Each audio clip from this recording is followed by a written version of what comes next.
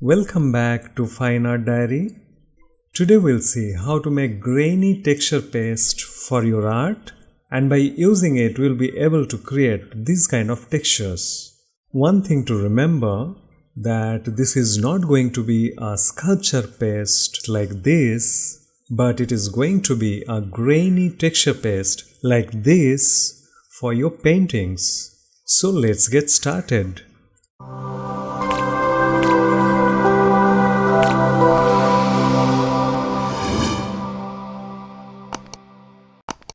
The ingredients are going to be the same what we used for our gesso making, the filler, the binder and white pigment. We already have done it in details in our last video. In case if you have missed it, you can check this video, the link is given over here and also in the description. Apart from these two more ingredients I am going to use in this case.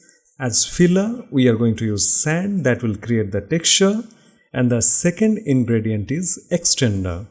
Regarding the second ingredient, we are going to discuss in details at the second half of this video. To make a basic texture paste, we need only two ingredients. One is gesso, one is sand. It is as simple as that. So for the gesso, you can make it yourself. Like in our last video, we have made this gesso. I made it in a bigger quantity by using the same process, or you can use a ready-made gesso. And here you can see I am having sand. This is a very fine sand. You can get it from any craft store. You also can get it from the aquarium shop. They use it as a substrate. Apart from these two ingredients, we need any acrylic medium. Because I am going to mix this sand, means the filler, to the gesso, it needs a binder. So this acrylic medium is going to work like a binder between these two. Now let's mix it together. With 2 parts of gesso, I am going to mix 1 part of sand. I am going to add sand in 2 parts. So let's add 50% of the sand first. And after mixing a little bit, I am going to add another 50% of it. Now it's time to add some medium to it. I am putting approximately 5 teaspoons of the medium. Now let's mix it together, taking some time.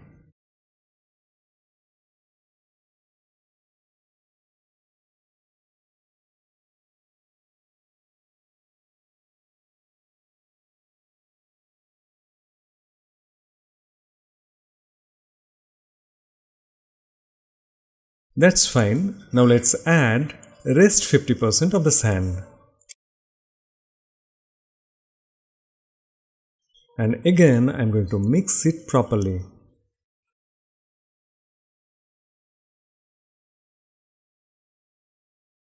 So now you can see the consistency still is like a gesso, but I can see grains in it, and that is what we wanted. It can be much more thicker. In the second half of this video, I am going to show you how to do it, but I prefer this consistency for my paintings because many of the times I need to roll my paintings to send to my clients, those who are living in different cities or countries. And that time it may crack if it is too thick. And now I am going to apply it on a small piece of canvas and will show you how it is going to look after it is dry.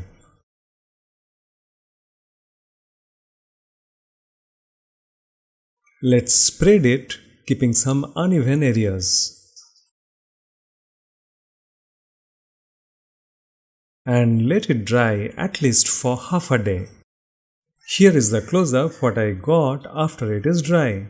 And you can see the grainy textures, and I am really liking the texture, and definitely we will be able to paint over it, and it is going to be a beautiful grainy texture in our painting. Now let's jump to the second part of this video, and that is how to make it even thicker than this consistency. So the ingredient I was talking about is starch. It is an extender and anti-cracking agent. It is also used as a binder in paper and textile industry. so I found it very suitable for this purpose. First of all, let's take the filler, that is the chalk in this case, around 1 tablespoonful. My process will be the same the way we made our gesso, except a few steps. Now let's take boiled water, but this time very little. Now let's add our binder, that is the acrylic gloss medium, and that is also around half tablespoon. Now let's mix it together.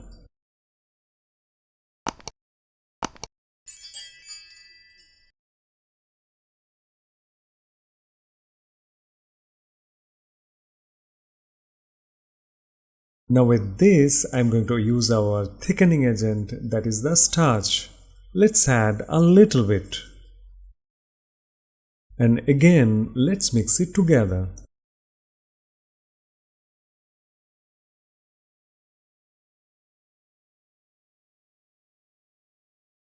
Now it is quite thick, and this is the time to add our third ingredient, that is the acrylic color. In this case, I am using a purple color. Once again, let's mix it properly.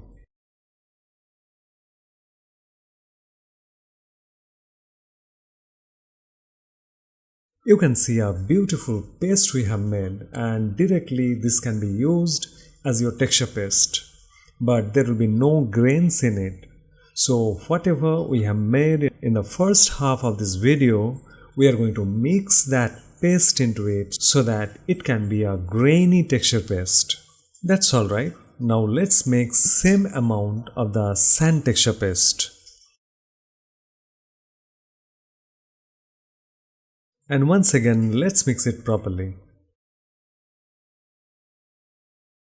If you feel this is too runny, a little bit starch can be added in this. So there is no perfect ratio, but it should be according to your need. So this is a perfect consistency for what I wanted. If you want it even thicker, a little more starch can be added into the mixture. Here I have taken a small piece of canvas. Let's try to add some marks by using a palette knife.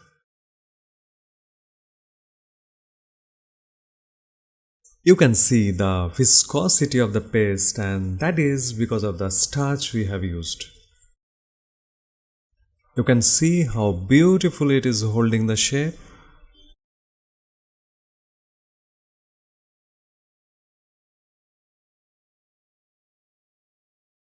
In this area, I also can see the grains. I'll let it dry for half of the day and I'm going to show you the result. In the meantime, here is a quick suggestion. If you are making a bigger quantity and you want to store it, 3 to 4 drops of clove oil can be used in it and it will work as a preservative. Alright, the surface is dry and you can see how beautifully it is holding the shape. I also kept the palette untouched just to see how is it working on a solid surface. And here is an example when the paste is even more thicker. Now here are some examples where the same texture paste is used in my paintings. You can see the beautiful grains in it because of the sand. I have used it in several of my paintings, as I love to use it. Alright, we are done for the day. In our next 4-5 videos, I am going to show you how to use this texture paste to create some beautiful textures along with some other materials. So stay tuned and don't forget to subscribe the channel because many more painting video tutorials are coming in future. Thank you very much for watching.